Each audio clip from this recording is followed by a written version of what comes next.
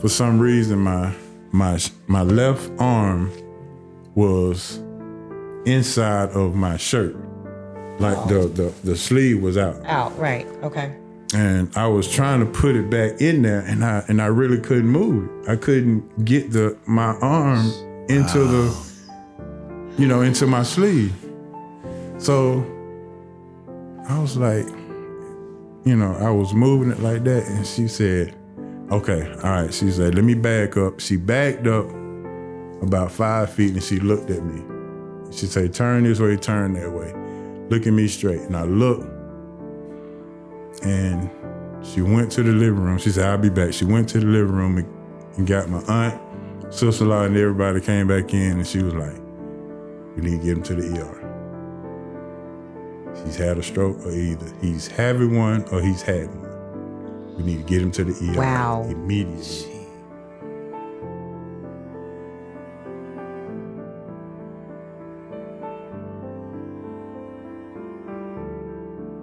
What's going on, family? Key and Will in the building. Listen, y'all, thanks for coming back for another episode of the More You Know podcast. Welcome back, you guys. Yes. We are happy that you have joined us today. We have a special guest in the building with Key and Will. Man, this guy right here, family, we're going to go deep for a minute.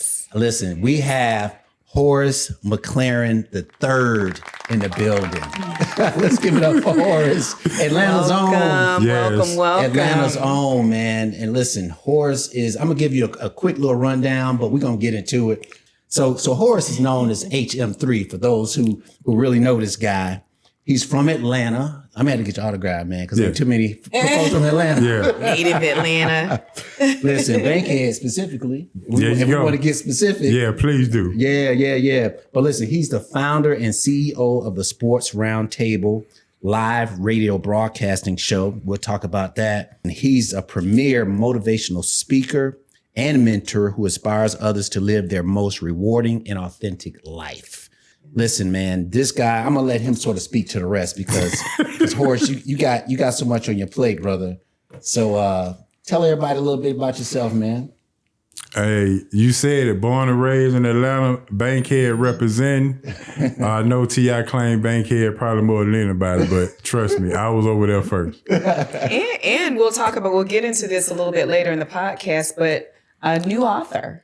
Yes. A new author. Best-selling author. Best-selling author. Yes, when I got that news, it's like going to the Hall of Fame. They say Hall of Fame this, you have to put that in front of it. It matters. Yeah, it matters. Hey, says Horace, everybody can Own say your that. title. Yes. Everybody can say that.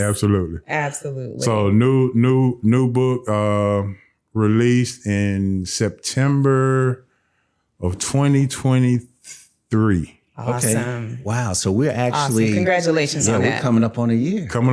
Wow. I'm excited to have you here today. Yeah. We talked about his radio show. So listen. Yeah. When Key and I first got licensed, this was years ago. I don't know, maybe 6 years ago. It's been a while. Yeah.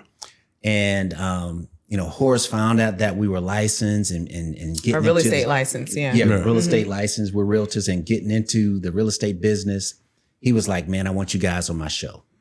And I was like, what? Like, we just getting started. He was like, yo, man, I see you guys doing your thing. I want you on the show. And he was the first one that really brought us out publicly like that. And man, I'll never forget that. Absolutely. And that says a lot, right? Because you've always been a huge supporter of ours. Anything that we've done, whether it be virtually or in person. And again, just to give us that opportunity on your radio show, as Will and I were newly coming into this real estate game, and just so that, you could give us some exposure. Absolutely. So thank you for that. You've always been in our corner. I learned from the best. So the best taught me how to give and look out for people. So absolutely. That's what it's about. Man, and here we are 5-6 years later, man. Yeah. A lot has changed. A lot has happened. Absolutely. Trust me. A lot has changed, Horace, and we've known you clearly. We even before you had us on your radio show, we've been family. Right. We've been family, and I'd like to move us into this conversation about the journey, that you have over the past, I guess, 2-3 years embarked upon, and kind of talking about some of the things that catapulted you into that journey. Something happened to you a few years ago, Yes. and I'd like for you to, talk to us a little bit about what that was. You had a medical situation that you were challenged with. Yes.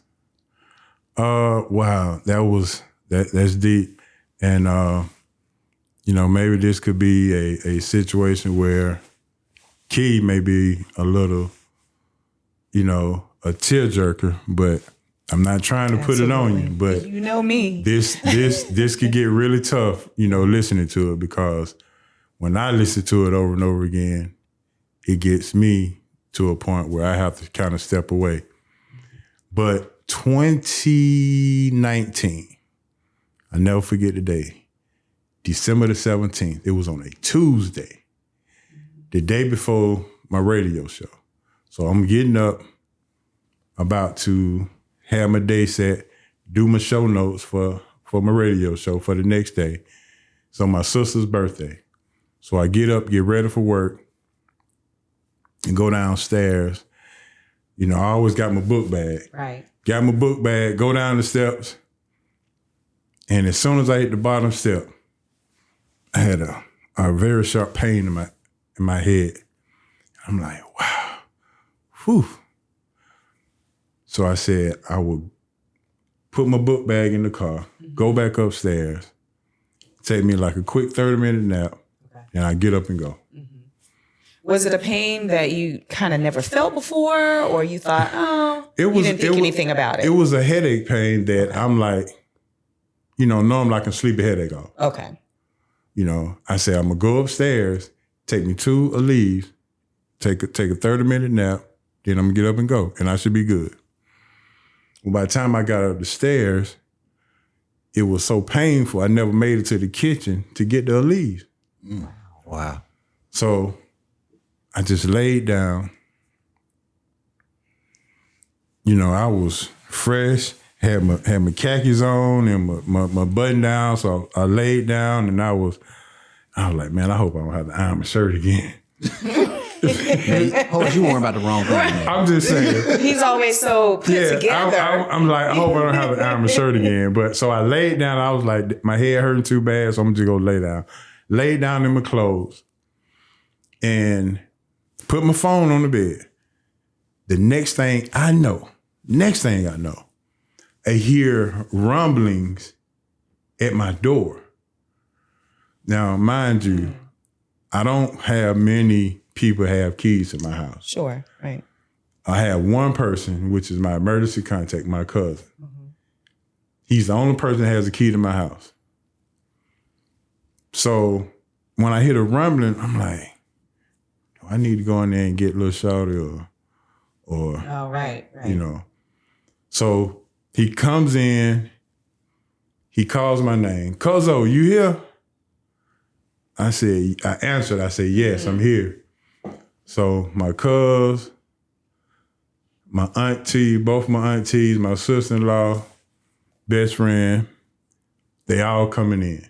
Oh, wow. So I'm still laying on the bed, so I sit up on the bed. And I'm like, you're confused. Like, what are y'all doing here? What y'all doing in my house? Yeah, what all What y'all doing in my house? of y'all doing here? Right. I was like, man, I got to go to work. I done probably overslept and everything. I got to go. I said, you want me going to work today? I was like, why? It's 4:00 in the day. I was like, what? It's 4:00? Oh my gosh. Wow. 4:00. 4 p.m. You had no idea. No idea. I looked at my phone. It was 4:07. And this is a time frame when you laid down. It was what time? 7:30. 7:30 a.m. 4:00 p.m. You slept the entire day. Okay. So I looked at the phone. Then I was like, 11 missed calls. Never heard the phone. Period. Wow. Never heard the phone. So my best friend Nene, she a nurse, and she said, all right, look, let me look at you. Let me figure out what's going on. I sit up on the bed and she go to asking, what today is and this and that. I'm like, man, come on, don't start all these dumb questions. I'm like, she was like, I gotta ask you this. I'm like, okay, the day Tuesday actually is Kayla's birthday, so I need to hurry up and tell her happy birthday. Oh, right. It's 4:00. You worried about other things. You're like, what? Why are we doing this? You're thinking all is good. Right. Okay. So I answer all the questions, and for some reason, my left arm was inside of my shirt, like the sleeve was out. Out. Right. Okay. And I was trying to put it back in there, and I really couldn't move it. I couldn't get my arm into into my sleeve. So I was like, I was moving it like that, and she said, okay, all right. She said, let me back up. She backed up about 5 feet, and she looked at me. She said, turn this way, turn that way. Look at me straight. And I looked, and she went to the living room. She said, I'll be back. She went to the living room and got my aunt, sister-in-law, and everybody came back in, and she was like, we need to get him to the ER. He's had a stroke, or either he's having one or he's had one. We need to get him to the ER immediately. Gee whiz. And I'm like... So at that point, obviously, you've been out of it the entire day, right? Mm-hmm. So at that point, with the questions coming, were you saying to yourself, something's not right, something serious is going on, or were you still oblivious to the significance of it? I was just trying to figure out, did I drink last night or what? I mean, I know. I mean, I was trying to think of what happened the night before that made me feel the way you tired were feeling. or that sleep makes sense. that long. Yeah, Mm-hmm. yeah. But it would never dawn on me. So when she told me that, I looked up in the sky. I was like, God, please don't tell me this is it. I was just like, because all I kept thinking was going to the hospital, going to the ER.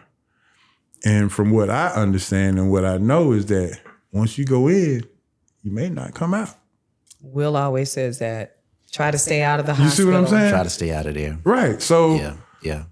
I get my cousin. He's like, all right, cuz, come on, let's go. I say, well, let me change shirts. And they had to help me put my shirt on and all this. And so the left part of your body, you could not move. I can move it, but it was just a challenge. Yeah, it was a bit of a challenge. Yeah. Mm-hmm. So we jumped in the Impala. My cousin got that 96 Impala. We jumped in the Impala and we riding to Emory. Mm-hmm. I was like, well, you know where I want to go, so let's not play. Right. We ride, and right before we get to the ER, I said, hold on, you got to pull over. He pulled over, and I had to vomit out the door. Really? Right before I got into the... So your body was actually going through some things in the moment. Yeah. So I was like, God. Now, I wasn't feeling bad. It was just, well, at least I didn't think I was feeling bad. It was, I guess my body was just going through some stuff. Right. I wasn't in pain or anything like that. It was just. Something was going on. So let me ask you this.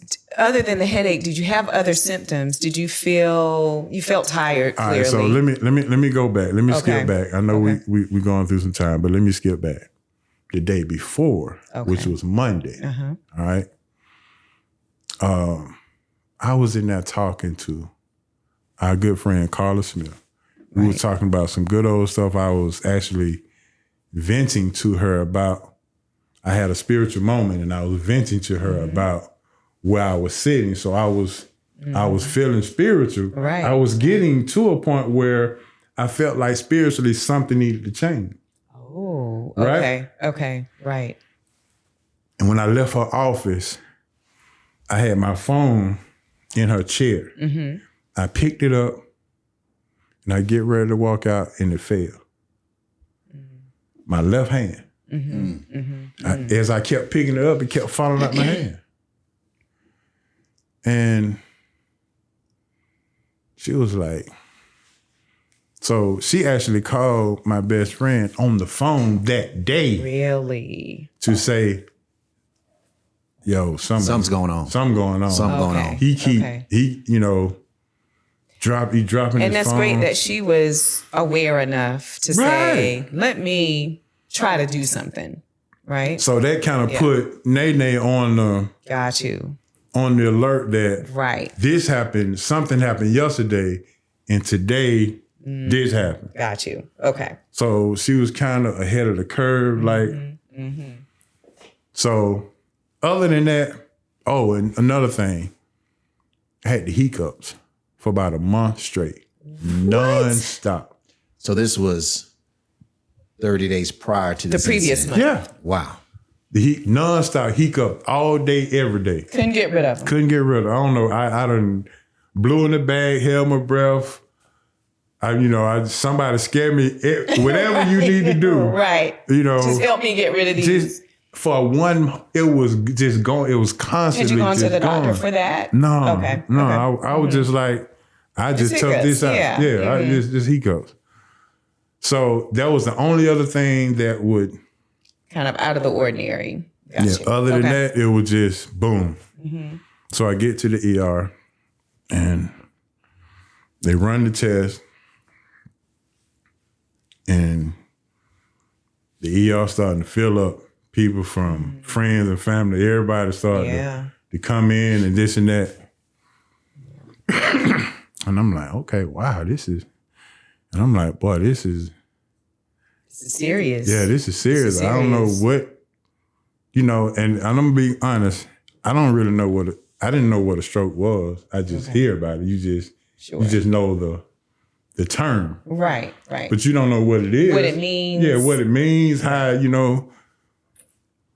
heart attack, your chest hurt, this and that. But with a stroke, I don't know what that is. Right, sure. A lot of people don't know what that means. Yeah. So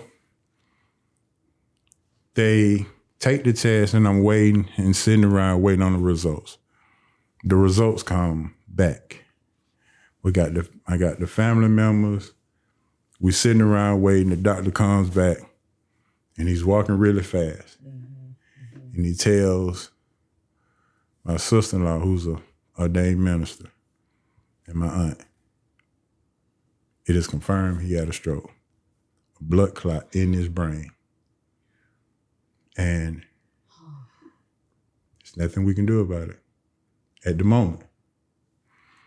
So my sister-in-law, she's very outspoken and she loves me to death. Trust me when I tell you, she goes to bat for me. Yeah. And she said, so Doc, what do you suggest we do? Right. Well, we can give him some pills and help it, and hopefully it'll dissolve. But what if it bursts? Right. The doctor said, well, that's fatal. But at the moment, the clot is too big for us to operate. Ooh. Wow. Now, let me ask you this. At that time, were you still conscious? Were you feeling any different, or you were feeling about the same? I was in and out of sleep. Okay. But I heard that. You sure? I heard that, and I'm like, I just kind of like, oh my God. Well, I knew I was kind of out of it because my godmother, who's, R.I.P., the greatest woman that ever lived, she passed away in 2013. And I asked my bestie, and I asked another friend of mine, call my godmama, let her know what's going on. She gonna be worried if she don't know what was going on. Of course. Mm-hmm. So my male best friend, like, I knew you was out of it then when you started talking about, contacting your godmother. Right. Not realizing she had already passed away. Man. I could just imagine how your family was feeling, realizing you talking out of your head in a sense, because you know what I mean? So that the feeling that they must have had, like, man, this is really what's serious. going on? He tripping. Yeah. You know, I'm like, but Horace. come to find out, but you know, we can get to that later, but through therapy, that's all I knew was anytime trouble hit, anytime I needed something, that was the person who that I was your called. Comfort. Yeah. That's the person that I called. So immediately you was like, I was conscious enough to know. you was like, go ahead and just call my godmom. She'll take care of everything. She'll take care of it. She can fix it. Right. She come fix this. And my sister-in-law said, Doc, there's anything else we can do. Right. She went in prayer mode. And I don't know what hit her, but she said, I know what I'm going to do. She got on the phone, boop, boop, boop, boop. She made a phone call. Okay.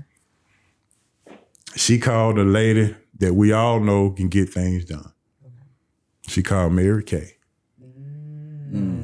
And she told Mary Kay, which was the director back then. Right. Of the department that I worked for. And she said, gonna get it done. It's Mary Kay. Mary Kay gonna get it done. Yes. She said to her, she knows everyone. She called her and said exactly what the doctor told her. Yeah. And she said, Mary Kay, you cannot. It got to be another way. Now, I didn't hear the conversation. Right. But from what I heard when I was told this, my sister-in-law said, Mary Kay calmly said, give me 5 minutes. Oh, yeah. I will call you back. Yeah, yeah. And historically, you know, my sister-in-law was historic. She was just like, huh? 5 minutes? You gonna call me back when I just told you? Right. She said, she just needed a minute to work her magic. Listen, trust me, give me 5 minutes, I'm gonna call you back. Within 5 minutes, she called her back. Yeah. And that's what she said. It's been handled. Y'all can go home. Y'all enjoy your night. We prayed about it. My sister-in-law. But, she said, Christine, it's handled. Okay. Trust me. Okay. That's hard to accept as a family member. You're like, you just want me to, this is going on. You want me to go home. But she was in touch with the medical staff. Listen, man. Yeah.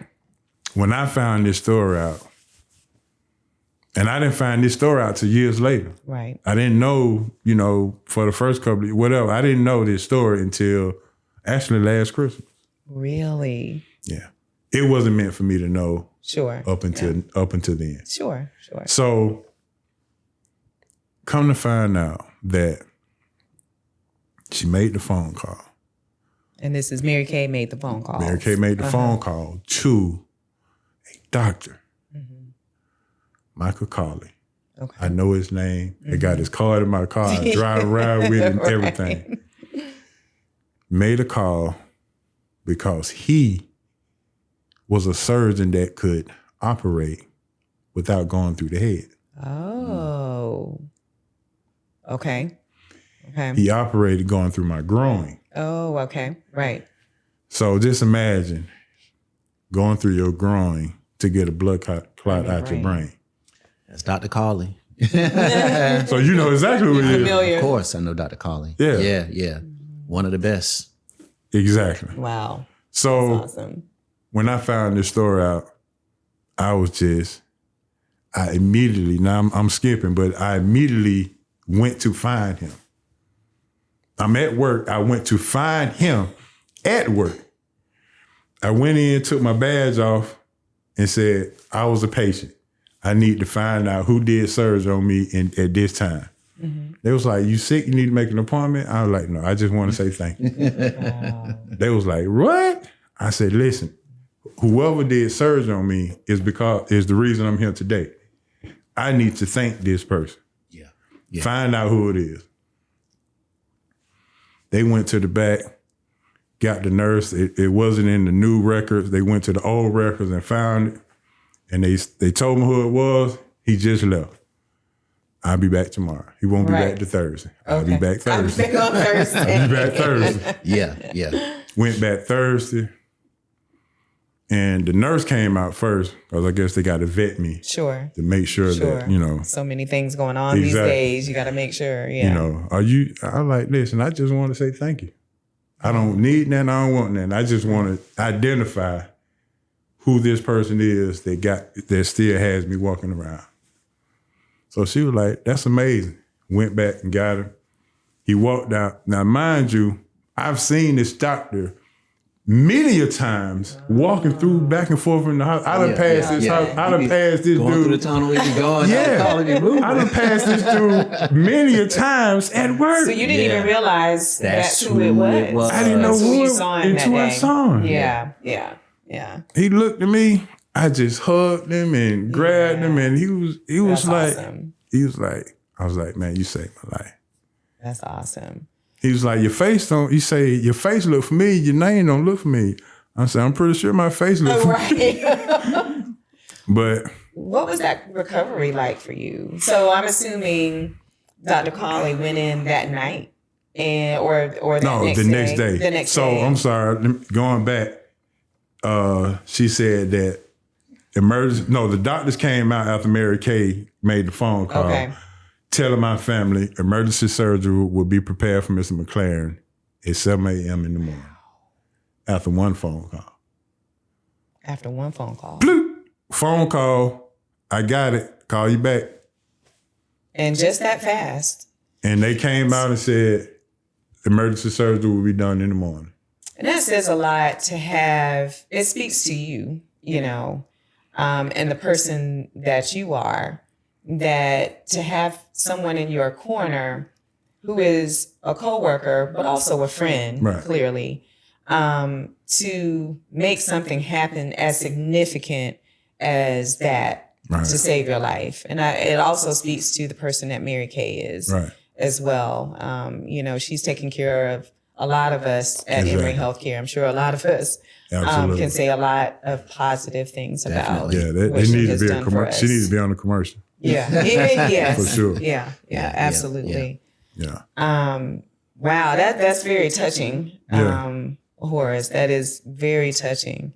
So you go in the next morning. Well, through the night, how are you? How do you feel before surgery? So after I know I had surgery, I'm like, well, okay, I survived another day. Yeah. But surgery. Yeah. Never had surgery before. Right. I don't know how this gonna go. Mm-hmm. So, to be honest, I was really kind of talking out of the side of my neck to God. I was like, look, you tripping, bro. Mm-hmm. Why are you taking me through this dark place? You go through all these emotions, I'm sure. Why are you taking me through this? I'm in the darkest place. Yeah. I'm just like, bro, you can't be, I'm on the rise right now. This can't be happening. This can't be how I'm going to go out. I'm sure all these thoughts come through. So all the thoughts was, I never got a chance to get my sports show on ESPN. I was just all kind of stuff. Yeah. I never got a chance to write the book. I never got a chance to speak in front of thousands of thousands. All these things are just going through my head like, this could be it. Right. And then I'm like, I'm in the darkest place.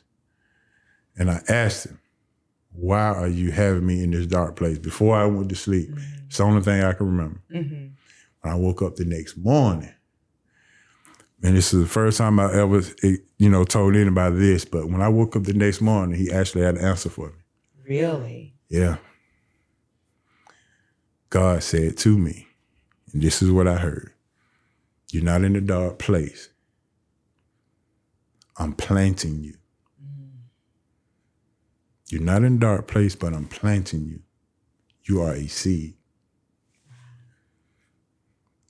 Now, I took that not knowing what that meant. I didn't know what that meant, what to make of it, or anything.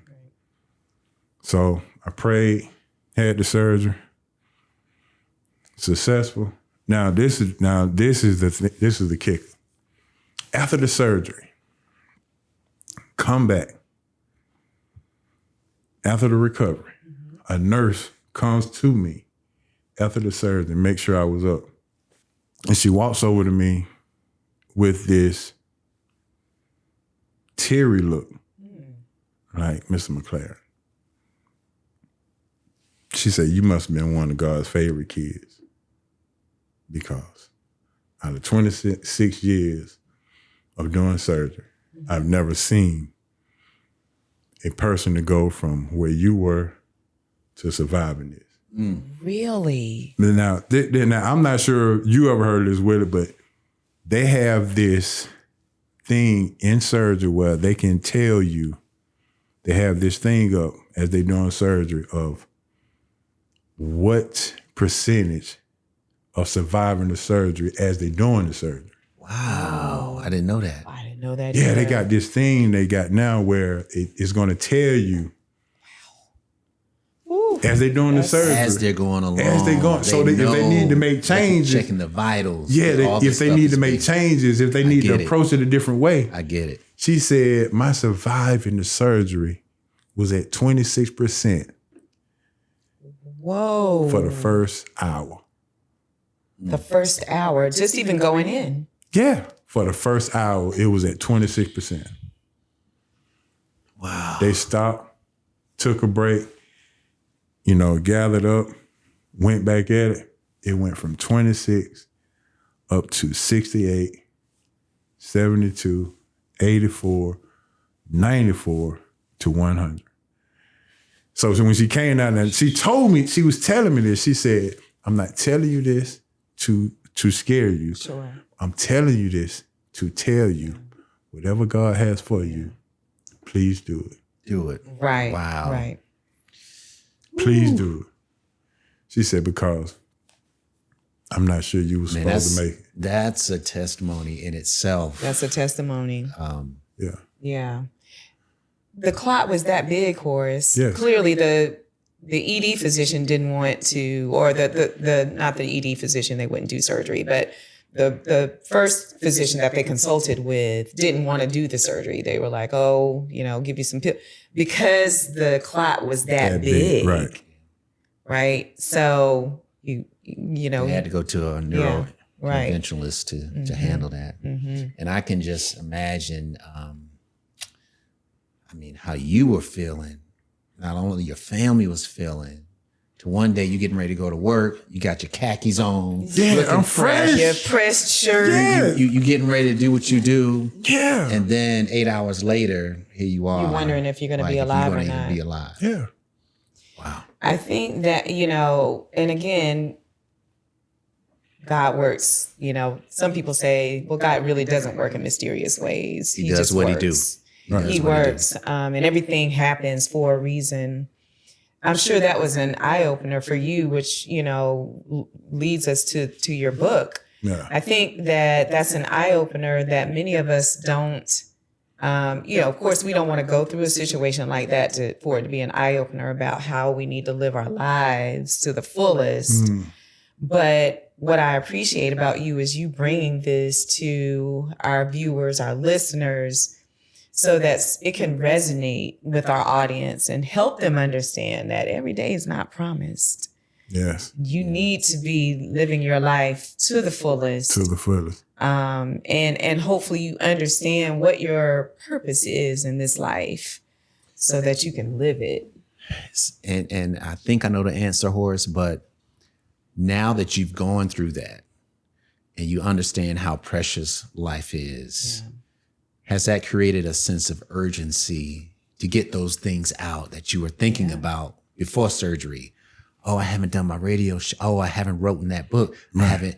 Now, is there a sense of urgency? Like, time is so precious and I really need to get it done. I think that it really makes you reevaluate things. And when you reevaluate things, sometimes you miss. But it's okay. I think that a lot of times the fear of gets us to where we don't or we won't. Right. Fear. Yeah. But, I would say if telling that story, I would theme that story, won't he do it? Yeah. Because I didn't know. I didn't know that the people around me, surrounding me, behind closed doors, who was not, Mary Kay was nowhere near me. Right. Right. And I didn't mention that, going back, I didn't mention that Dave Flores called my cousin, who was my emergency contact, and say, hey, Horace didn't come to work today. You need to check on her. Now that's a family. That was key as well. Yeah. Because that any delay, Right. it would have been another 24 hours. Time is of the essence. Yeah. So As it he relates to stuff. So many and I missed that part. integral He that's not. I either called or something, and he just knew that that's not like That's me. not like you. Yeah. So he was like, I don't know what. He's not answering his phone. Yada yada yada. So he called my emergency contact. Hey, I don't know what's wrong. So everybody went to calling. So when I didn't pick up, wellness check, and here I was. Man, there's so many key pieces in that story, and it tells you how every person, everything is important. What's significant. when it's something that's serious. And I live alone. Wow. So I mean, There's a reason you're here, and that leads us to the book. I'm surprised you didn't name this book "Won't He Do It?" no, because that book is something that I should have done years ago. Yeah. So I wanted to finish that. And the next couple of books, like the life that I'm living now, could be named Won't He Do It? Sure. Man, tell us about What this. led you to this Now, after Stretch your mind is, stroke? so I went through, now this is the funny thing. The building that I supported was Rehab Hospital when I was a tech, right? Right. And I was so loved over there, and I took care of everybody when I was a tech over there. Yeah. When I was going through rehab and they told me I needed to go, when I was in the hospital and they said I needed to go to rehab, I said, I'm not going to no other rehab other than to the one across the street.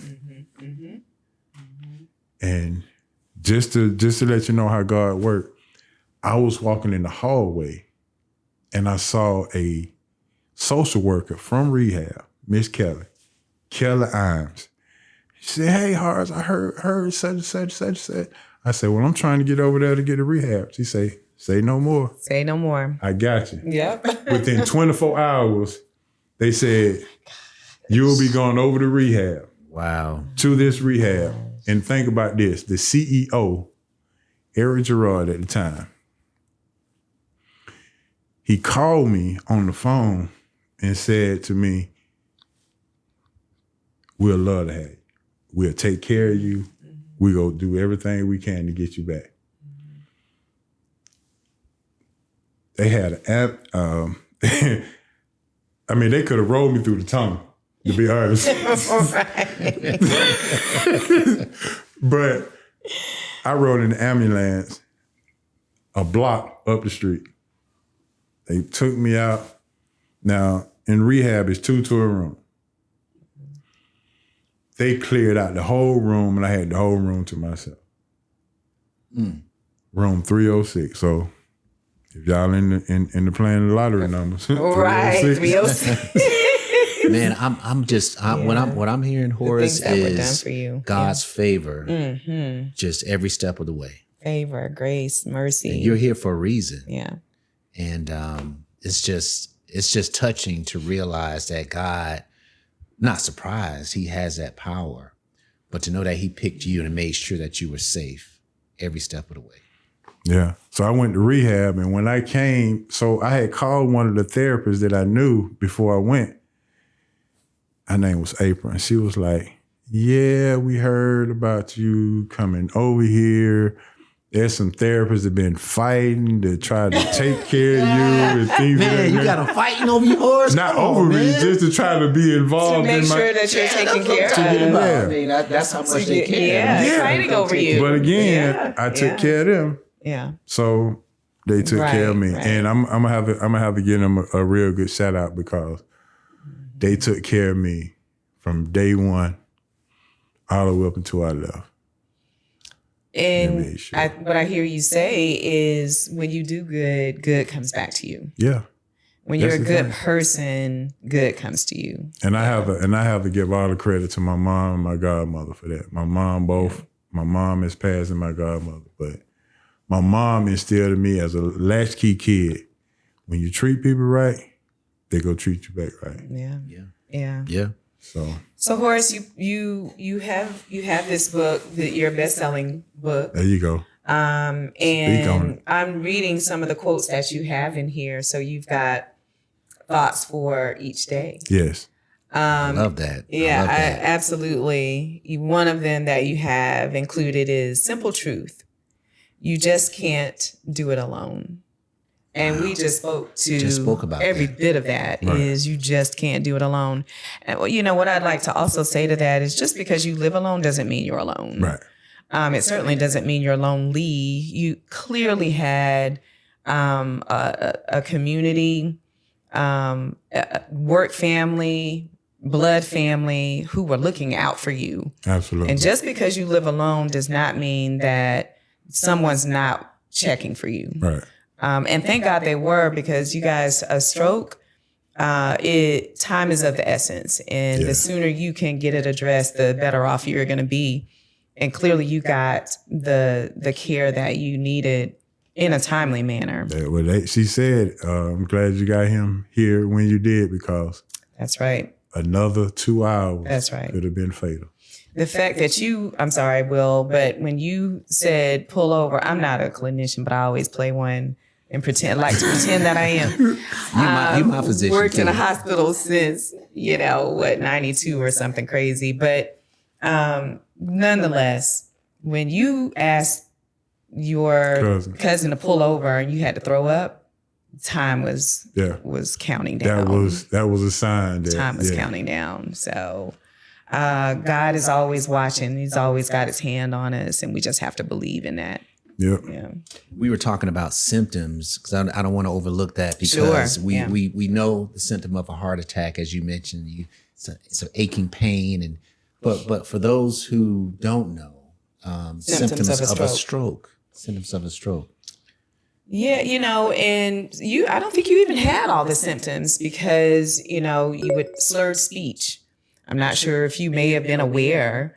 If you had any slurred speech at all, but that's, a symptom. That's why she was asking me those dumb questions. Right. Because she wasn't asking me because, and she said, I'm asking you to see how you're going to respond, because I knew you was going to respond in a way that you didn't like it.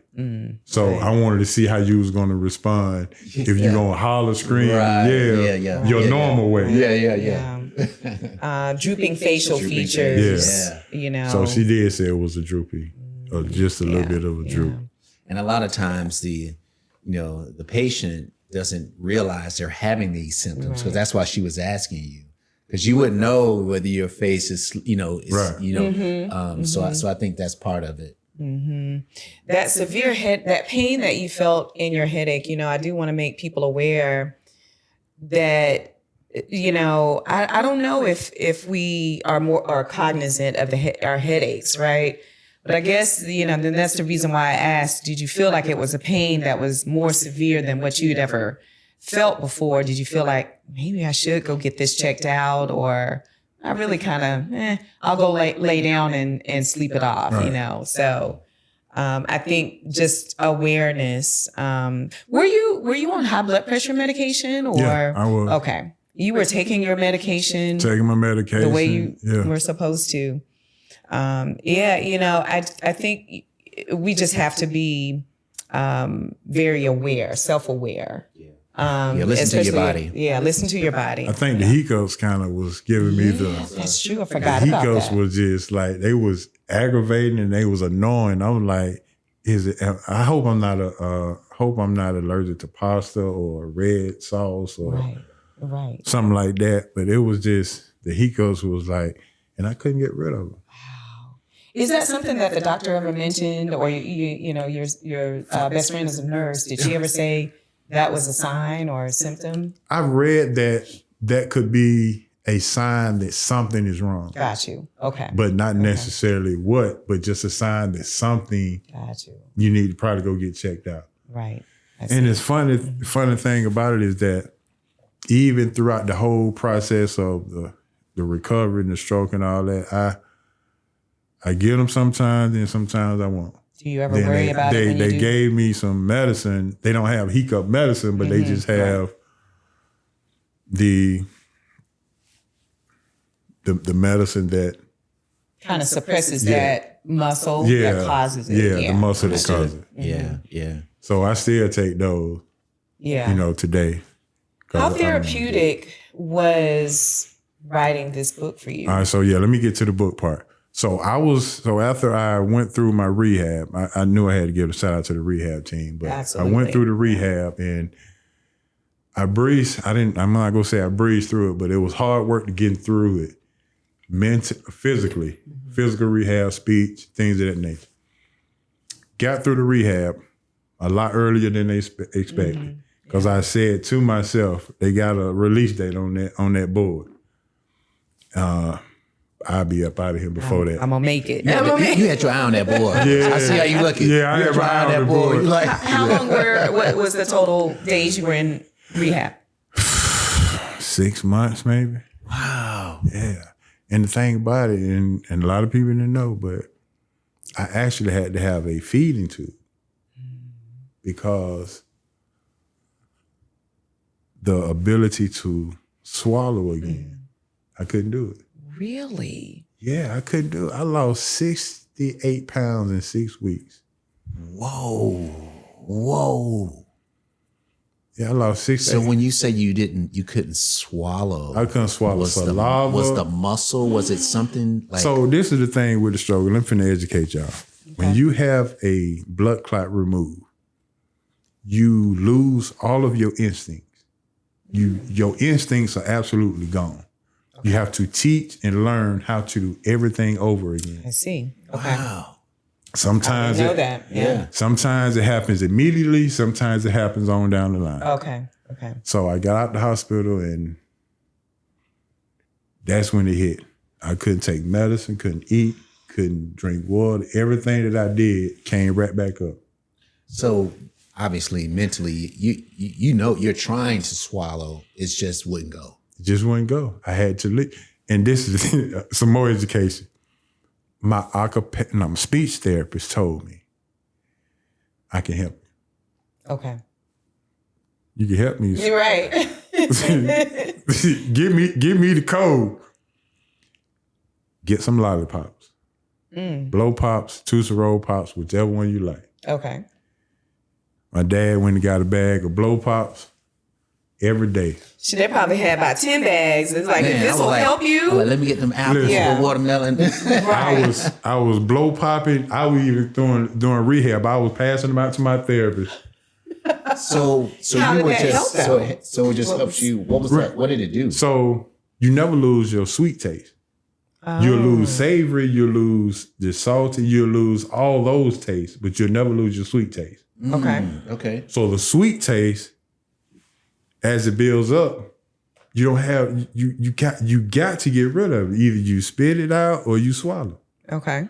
So as I was doing my blow pops, I was training myself to swallow. Okay. Because I was in rehab, I had a suction thing near my bed. Because every time somebody come and visit, I had to suck it out before I speak because it had filled up so bad. Wow. Yeah. Wow. So I had to have first I got a feeding tube that went through my nose. Mm-hmm. That didn't work. I was like, bro, y'all need to get rid of that. Y'all making me look bad. So they put one right here. Okay. Got a little string hanging out. Mm-hmm. I'm like, this is so embarrassing. But I mean, you needed it though. Yeah, I needed it. You needed the nourishment. It's not Yeah. getting your body back. Yeah.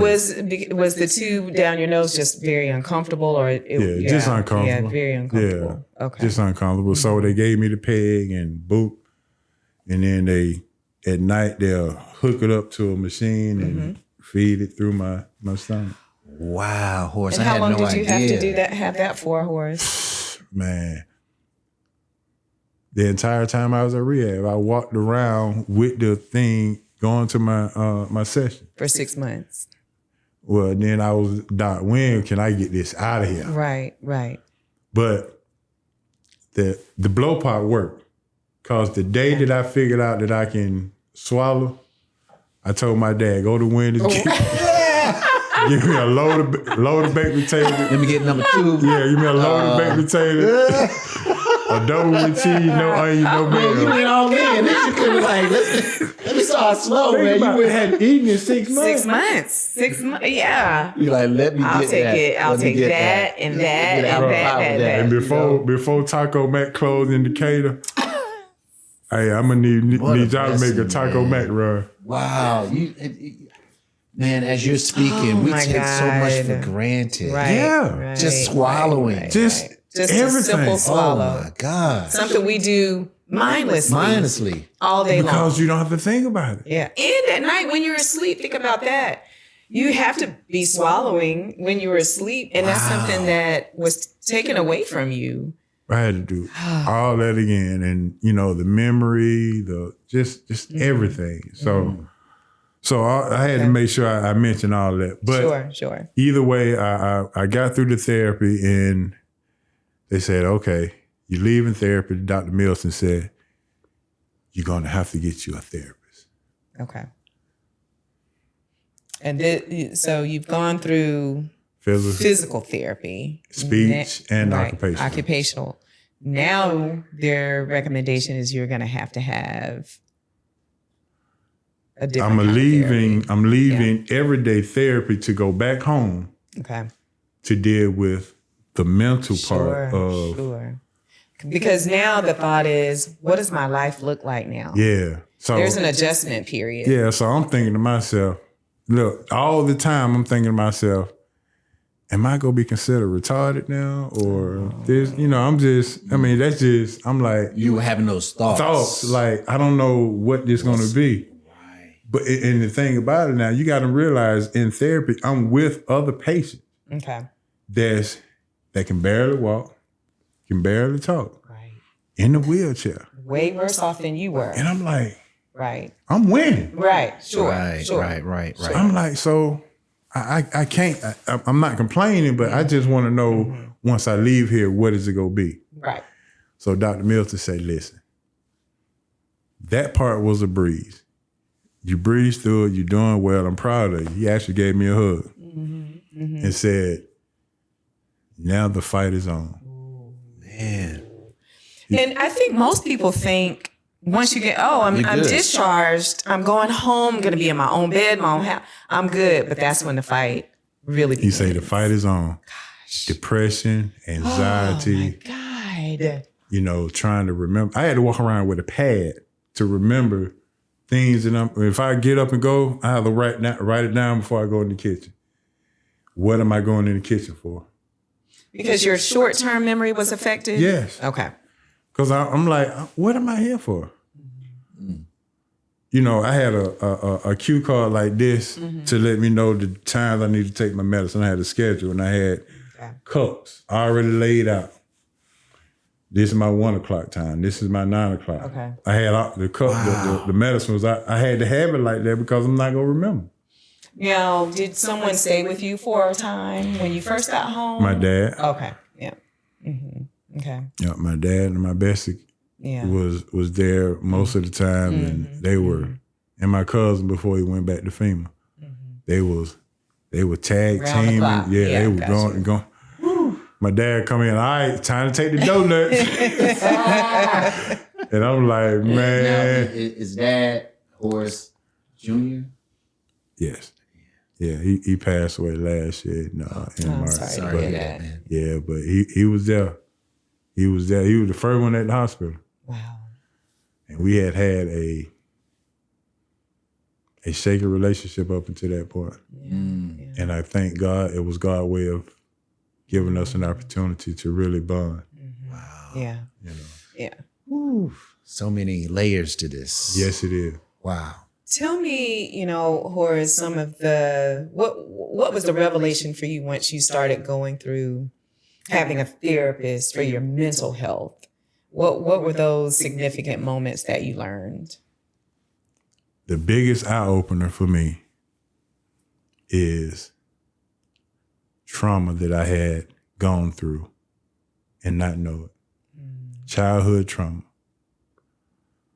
Really? Childhood trauma. You hadn't realized it. I thought it was just, just life. Just life. This right. is, Yeah. Yeah. this is I'm growing up on Bankhead. This is what we do. This is how we do, and this is it. Yeah.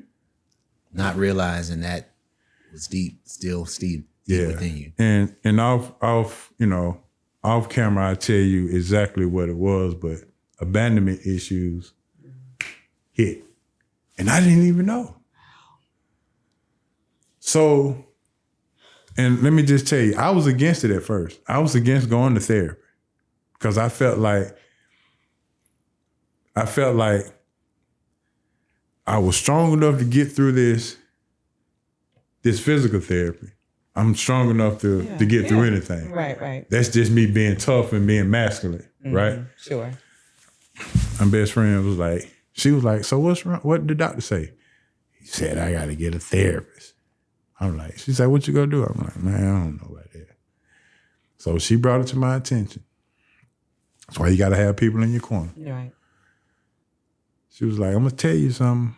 I'm gonna say something out of love.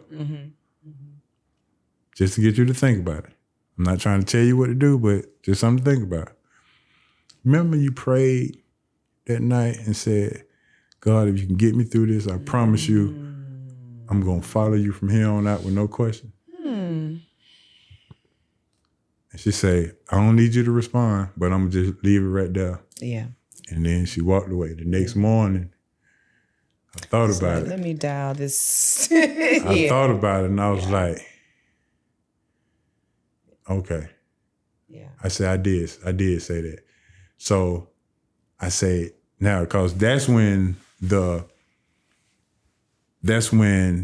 getting through the recovery and being here really, really helped me understand that, look, you can't do it by yourself. Sure. You know, you can't call godmother, but she can't save you now because she's not here. Right. And I was like, you know what? I felt energized. Believe it or not, I woke up the next morning and I remember the quote that Les Brown said, the wealthiest place on earth is the graveyard. Ooh. Yeah, that's deep. The wealthiest place on earth is the graveyard.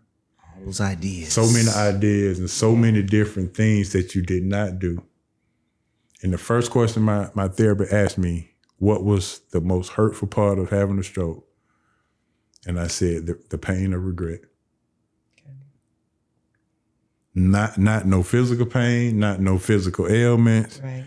But just the pain of regret, not doing something that I said that I should have been doing that I could have done. Yeah. Knowing that I could have been a part of that wealthiness in the graveyard. Wow. So meaning at that time that you were going through the stroke and you were in the hospital, all these things are flashing before you. These thoughts of, why didn't I? Right. I could have, I should have. So because you don't know what tomorrow brings. You got to go through surgery. So you're like, that's the pain of regret that you spoke about in your therapy. So when I first got to the ER, when everybody was crying, when I got, I was in the Jimmy Carter suite. I'm not sure if y'all knew that. I was in the Jimmy Carter suite. No, wow. Mary Kay. Oh, you had Mary Kay. Listen. Call Mary Kay right now. She made it happen. They put me in the Jimmy Carter suite and people was flocking around and this and that. It's amazing. Always have been. And so I was in and out of sleep and I kind of heard some folks say, and this is before the surgery and everything, And it kind of it made me just like, made me think. Yeah. I heard some folks say, anybody call a funeral home? What funeral home is, things of that nature. Now I'm in and out of sleep, so I'm not awake. Right. But you don't know I'm awake either. But I'm listening to these conversations. Anybody call a funeral home and just count me out. Do you think they were talking about you or talking about maybe somebody across the hall or? Listen, you don't know. They in my room, I can hear it. So it just made me more motivated to say, God, if you can get me through this, I promise you, I'm going to do everything I can to follow your lead. Now, you're how many months, or I don't know if you count the days or the years, or how many days since that day to now, post stroke, or months, years, however you count it. It's 2019, so we're about to be on 5 years coming up in December. Right. Okay. And have you continued your your mental making sure your mental health stays? Oh, I still go to therapy on top. Yeah. Okay. I actually one of the best decisions that I've ever made. Yeah. You know what I think? The hesitation you had initially about going to therapy. Yeah. As a Black man, I know we have those. As a culture, we sort of have that, but as Black men, it's like, I'm good. Like I feel I'm good. I'm straight. But we don't realize, because I've been to therapy, and I don't think it should be a continuing thing. It should be a lifelong thing, because life is hard. Yeah. And the things that we deal with as African Americans, it's another level of stress. Right. Not even talking about your health and things of that nature. So I just feel like I just want to put a pin in that therapy helps. I think, I don't want to minimize that. And it's not a negative. We shouldn't be embarrassed about it. Shouldn't be embarrassed. Hesitant. It should be like, let me go talk to somebody and figure this thing out. When I woke up the next day, I woke up enthused. Yeah. And I told Bessie, I was like, listen, I appreciate what you said. Yeah. I love you for that. Right. I said, I'm going to get me a therapist. Matter of fact, I'm going to find my own therapist to make myself accountable. To let myself know that I want to do it. That's awesome. He said, well, how are you going to do that? I said, well, I research everything. Right. They got a list of therapists that I can go to here, but I want to find my own. And I'm not trying to be chauvinist or anything like that, but I wanted to find me a therapist that wasn't familiar with my culture. Sure. And the reason why is I didn't want to start talking and telling everything about me, and they listen to half of it and just waiting to respond. Okay. Because they already understand. I need you to listen to everything. I see what you mean. Gotcha. That's interesting. That's an interesting smart take. I like you see what I'm saying? Yeah. So I may have found on that. the probably the greenest lady to the African American culture ever in life in Roanoke, Virginia. Wow. Yep, Miss Strawthers. She was heaven sent. Awesome. Heaven sent. Yeah. And the first thing she told me, I went through my childhood growing up, and she immediately knew how to get to me. And she diagnosed me with abandonment issues, and I was shocked. Yeah. Like, I didn't even know what that was. Right. You're like, what? What is that? Like, I'm like, and then any kind of issues, trauma that you have, there's always a coping that comes with it. Something that helps you cope with it. Sure. Wow. Yeah. Or suppress it, right? Or suppress it, yeah. So I had a coping mechanism that, again, we'll talk about this offline and things of that nature, but found that out, and she told me that, I have an interesting story and she's going to help me. and we do Zoom and virtual, and one of the best. She put me on a spiritual journey. That's awesome. That's amazing. She put me on a spiritual journey without telling me though. Right. She didn't tell me. You were there before you even knew it. You see what I'm saying? I'm like, so a month ago, I'm like, she giving me Bible study verses for homework. I'm like, this is turning into a Bible study class. She said, yeah, I know. Once again, have you connected with someone that was meant for you? God connected you with someone that was truly meant for you. Yeah. And I did the research. Yeah. And I was like, I need to find. And boom, there she go. Right. Wow. Yeah. Man, so the book. So let me get to the book. Let's talk about this book. So, Stretch Your Mind, Powerful Quotes That Lead to Success. So believe it or not, Mary Kay is involved in the book too. You gotta be kidding me. Yeah. You gotta be kidding me. Yeah. Mary Kay. Look at the acknowledgement in the front. Okay. So yeah, I do remember you saying that at her retirement. So that was just amazing. So at the I was working on the help desk long time ago. And we were on North Decatur Road. And we were outgrowing the spot. We were outgrowing the little area we was in. Right. So some of us had to go work in the hospital. So she pulled me to the side. She said, listen, I need you to, I'm going to have to send you over there to the hospital, but I want you to keep your eyes and be the responsible leader. You know, kind of be the supervisor without supervisor pay. Sure. You know. I said, okay. So I go over there, did a great job leadership. So all of a sudden, we up and moved to executive part. So everybody happy. We about to move to executive part. Boom. We get over there and this and that. And she says to me after a end of the year review, I'm juiced up, happy. Right. I did well. And she said, okay, well, have a good day, this and that. And then she was like, man, we got to figure this out. I'm like, and I turned back around, like, well, we got to get the morale up in the call center.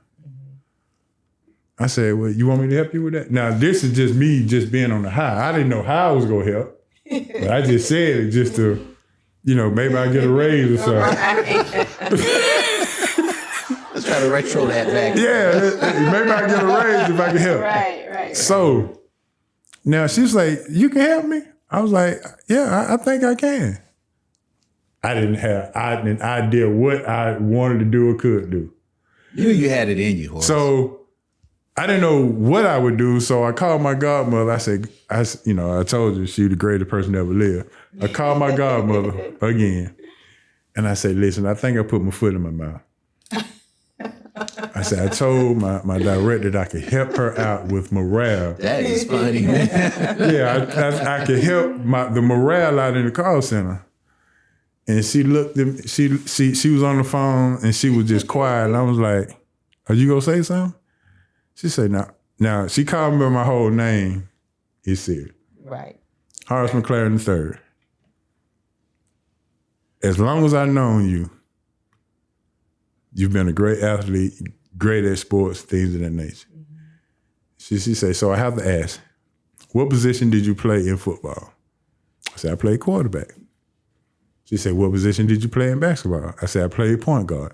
What position did you play in baseball? I said, I pitched. And she said, now tell me, what all three of those have in common? They're the leader of the team. I said, they're leadership positions. She said, almost. See, this is when you're dealing with somebody who's smarter than you, way smarter than you, because I said the same thing. She said, all those positions can affect the team. Wow. Yeah. With just one thing.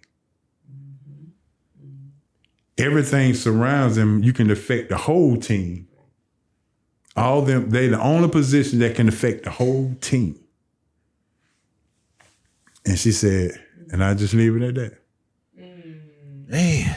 Woo. So what did you end up doing, Horace? So I'm eager to. There you go. Well, you know, I have to give it a little juice and get a little tease. So I'm driving to work. I done prayed about this. I'm driving to work. I still don't know what I'm gonna do. And then I put on my Mary Kay knew you had this whole thing going on before you. I mean, Mary Kay's watching us. She's like, "Oh, I didn't even realize." Yeah. Right. So I'm driving to work, and I'm usually on these YouTube videos, listening, trying to get my motivation on. Mm-hmm. I'm listening to Les Brown, Jim Rohn. Those are my favorite two. Right. Go-tos, yes. So I'm listening, and I hear Jim Rohn say his old speech, and he was just going. And by the time I got to work, I was hyped. I was like, yes, I'm juiced up. And I said to myself, walking up the steps, I said, now, if he can make me feel like that, and probably everybody else, I can just imagine how everybody else feels. I said, I think I got it. I need to. I said, but I can't say a speech every day. All right. You know what I'm saying? Then I thought about my godmother. I said, she's always giving me these quotes that are barely a sentence, but the powerfulness of the quote is super big. Yeah, absolutely. So I said, I called her before I even went into the building. I said, I think I got it. You call who? My godmother. Your godmother? I said, I think I got it. She said, what you talking about? I said, I think I know how I'm going to motivate the team. Right. She said, go ahead and give it to me. I said, I'm going to give them a quote every day that's going to boost their morale. Ooh. That's going to make them feel like I felt coming into the building today. Wow. Right. I love that. She said, that's a great idea. That's a great idea. That's a great idea. I love that. I said, I will call you to tell you thank you. Yeah. Because if it wasn't for you feeding me the information, I would have never knew. Right. So I didn't tell Mary Kay. I just went to my desk and put together all of my group emails. I even, outside of the help desk, I even included some of the people that I knew that worked at Emory in other departments. Yeah. Mm-hmm. Put them in a group email every single day, thought for the day. Send it out, boom. Mm-hmm. A motivational word. Yes, and then, I get people in the call center come up to them break. That was a good one today. I like that. Right. If I miss a day, hey, bro. Yeah, we missed. What's going on? You missing one today. Were you off or what? Yeah. Right. So awesome. What ended up happening, so I went to therapy, and I told her the regret was my worst. She said the best way to get over it is to do what you should have done. Right. And I said, the book. Because I said that if I can get it out, I can make it a book one day. And I never did it. And thank God you did now. Yeah. So now remember, I was emailing them out. So I got all my quotes in email. Yeah. So I got the content. Just need to put it together. Find a publisher and go. Man. And listen. That's how the book came about. What a journey. This man. Horace McClarin. Listen, oh y'all, my God. Stretch your mind. Powerful quotes that lead to success. Yeah. Amazing. And I just reading through it myself, I appreciate this as a gift. Absolutely. Because, I think that, again, you to sign this, Horace. Yeah, absolutely. I need an autograph. No, I will. I don't need no empty book. They told me as a best-selling author, you don't just do it. You have to be asked. Well, we asking. We asking. We're certainly asking, and we appreciate you being vulnerable. Talking about a very difficult time in your life. Yes. You as our family is difficult to even hear. But what I'm so happy about, and so the thing that Pastor Oliver says, the shouting part of this message is that you're on the other side of it. Yes. And you're doing the things that you had those regrets that night of your stroke. God saw fit for you to make it come to fruition. Yes. And I'm so happy about that. And so blessed to be sitting here with you today. I really appreciate it. Yes. Yeah. So This was what's really- next for you, my friend? Man, listen, I'm in this speaking class. I'm going to take the book Yes. on tour, and I want to get on stage. I want to talk and speak It's already done, and man. uplift I can see people. it. I can see it. Yeah, I want to uplift people. And you're doing it. What I love about it is Yeah. you're doing the work to make sure that you not only do it, but you do it with excellence. Yes. And you do. love that. And you do. The more you know, you guys, the concept, for our Key and Will's podcast is to bring you information like this that you need to know. Maybe you don't want to read about it, or you thought you knew something about it, but just to give you some tidbits and some information about certain situations that you may be going through, or a family member or a friend may be going through. So again, thank you, Horace, for being here with us today. Absolutely. We appreciate you. We love you. You guys, this is a good one. This is a good one. Listen, before we leave, Horace, I want to let you have the last word, man. If you want to tell our audience anything, Absolutely. it's on you, man. 100%. Well, listen, it's an honor. First of all, it's an honor to be here with friends and family. I really appreciate it. But you can't waste time. I would say this. You need to get up every day and ask yourself 4 questions. And the first question is why? Why? Because you have all the time in the world and you're here for a reason. The next question is, why me? Because God chose you. God chose you for all the talents that you have. Yeah. Why not? Is the third question. Why not? Well, why not is because you're not like everybody else. So you got to make a move and get the move on.